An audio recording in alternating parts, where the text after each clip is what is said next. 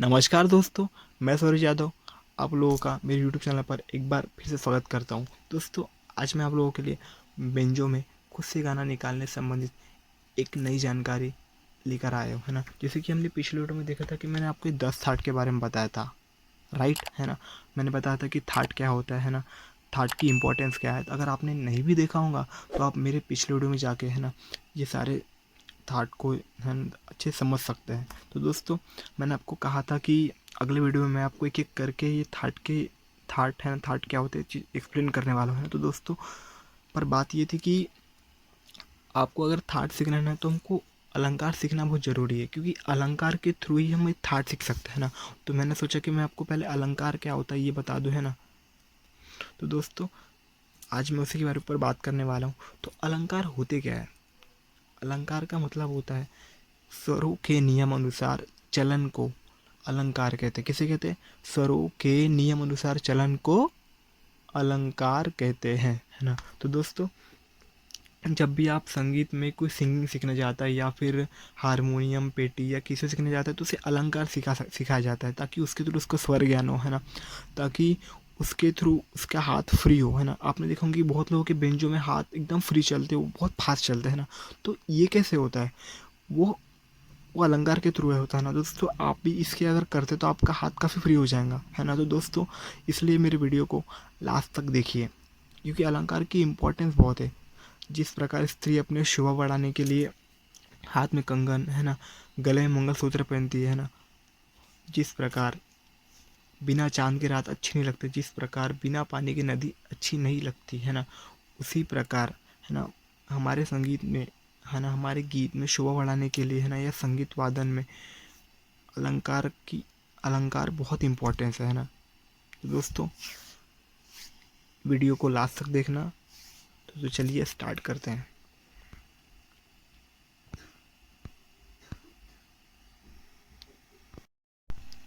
तो चलिए एक एक करके अपन अलंकार को समझेंगे, ठीक है। तो अलंकार को समझने से पहले मैं आपको बताना चाहता हूँ कि आपको प्रैक्टिस किस पे करना है ना। आपको प्रैक्टिस, देखो, अगर आपको स्वर ज्ञान करना है, आपको सच में खुद से गाना निकालना है, तो आपको फ्रेंड्स, मेरे हिसाब से तो आपको हारमोनियम या कैसियो में प्रैक्टिस करना चाहिए। क्योंकि देखिए, आपको स्वर ज्ञान उसमें ही हो सकता है, ठीक है। अगर आप बेंजो प्रैक्टिस करते हो तो आपको फ़ायदा क्या होगा पता है?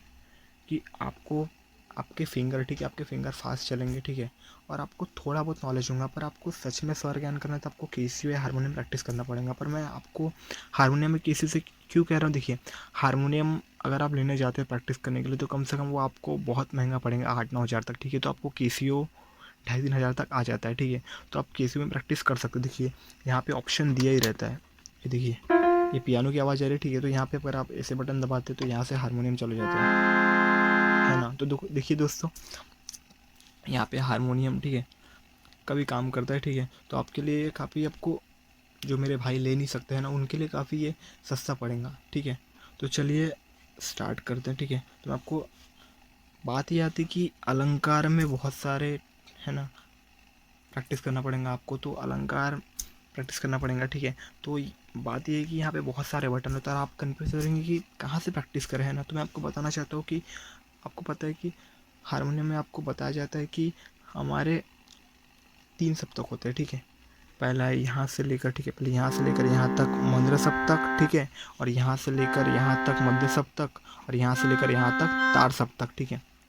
तो इसको फर्स्ट ऑक्टेव बोलते हैं इंग्लिश में, इसको सेकंड ऑक्टेव बोलते हैं, ठीक है, और इसको बोलते हैं थर्ड ऑक्टेव, ठीक है। ठीक है, ऐसे इंग्लिश में ये बोलते हैं, ठीक है। तो दोस्तों, आपको प्रैक्टिस कहाँ से करना है? आपको प्रैक्टिस मध्य सप्तक से करना है, सेकंड ऑक्टेव से करना है। ऑक्टेव है ना सप्तक, ठीक है। तो आपको यहाँ से प्रैक्टिस करना है, ठीक है। और अगर आप बेंजो में चाहते होंगे कि मेरा फास्ट फिंगरिंग हो ना, मुझे थोड़ा बहुत नॉलेज हो, तो आप यहाँ से कर सकते हैं। अगर आपका 26 बटन वाला बेंजो होगा, जैसे कि ये 26 बटन वाला, तो आपको यहाँ से करना है।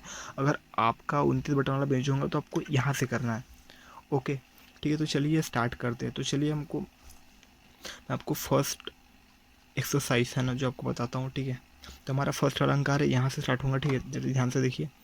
सा रे गा मा पा धा नी सा, सा नी धा पा मा गा रे सा रे गा मा पा धा नी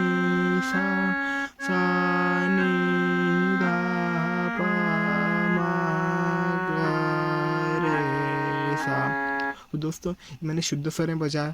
और जब भी आप अलंकार में एक एक चढ़ते क्रम में रहेंगे, उसका एक उतरते क्रम में रहेंगे, ठीक है, आरोह क्रम और एक अवरोह क्रम, ठीक है। तो आपको इस बात का भी ध्यान रखना है, ठीक है। अब इसके बाद आता है हमारा सेकंड अलंकार, ठीक है, सा सा रे गा गा, ठीक है दोस्तों। ये जो सेकंड अलंकार है, ठीक है, आपको बताना चाहता हूँ कि ये हमारा दूतों के पैटर्न में रहेगा, ठीक है। तो चलिए हम इसको सीखने की कोशिश करेंगे।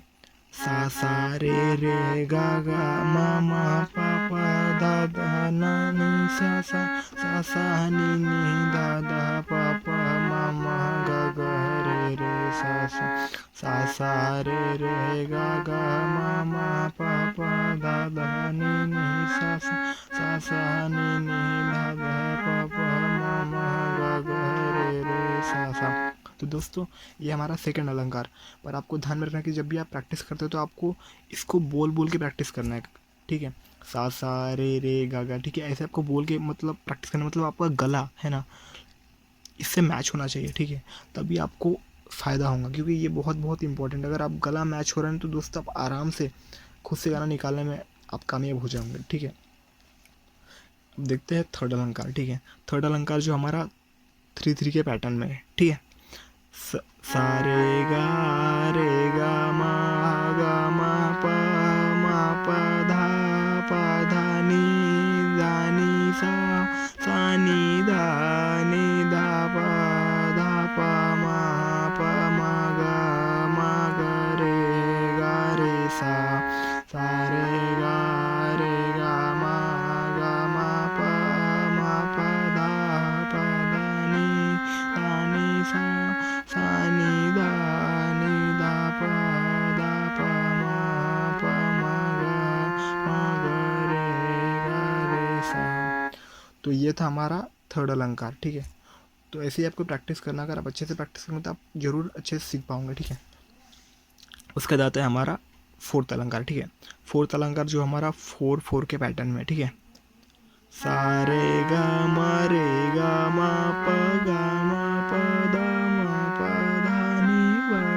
नी सा नी धा प मा गा रे सा रे गा मा प गा मा प धा नी सा नी धा प मा गा रे सा, ठीक है। तो ये हमारा फोर्थ अलंकार था, ठीक है। तो दोस्तों अगर आप जब भी प्रैक्टिस करते हो तो आपको पालकी मोड़ कर बैठना है, ठीक है, पालकी मोड़ कर बैठना है, और आपको अपने जो पीठ है सीधे रखना है, ठीक है। आपको ऐसे नहीं कि आप झुक के लेट के प्रैक्टिस कर रहे हो, तो ऐसा आपको नहीं करना, ठीक है। ये छोटी छोटी मिस्टेक्स का भी आपको बहुत ध्यान रखना है, क्योंकि मैंने मिस्टेक्स की थी तो मुझे बहुत प्रॉब्लम हुई, ठीक है। तो दोस्तों ठीक है, बात है फिफ्थ अलंकार, ठीक है। तो चलिए हम देखते हैं फिफ्थ अलंकार जो है हमारा फिफ्थ के पैटर्न में, ठीक है। सा रे गा मा प गा मा प नी सा नी धा प मा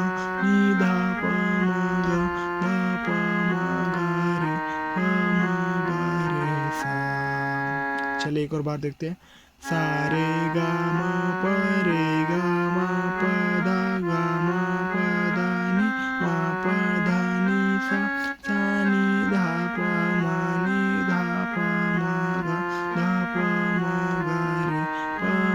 गा रे सा, ठीक है। तो चलिए हमारा सिक्स्थ अलंकार देखते हैं जो 6/6 के पैटर्न में, ठीक है। सा रे गा मा प रे गा मा प नी गा मा प नी सा नी धा प मा, ठीक है, नी धा प मा गा रे सा, ठीक है। तो चलिए दोस्तों आज के लिए इतना ही काफ़ी है, ठीक है। बाकी जो अलंकार बचे, ठीक है, मैं आपको अगली वीडियो में बताऊंगा, कि अगर मैं एक ही से सारे अलंकार बताऊंगा तो ये कचरा हो जाएगा, है ना। तो मैं नहीं चाहता कि आप पूरा कंफ्यूज हो जाओ, ठीक है।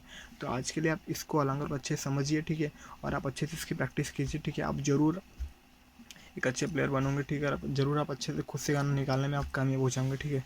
तो चलिए आज के लिए इतना ही, ठीक है। बाय।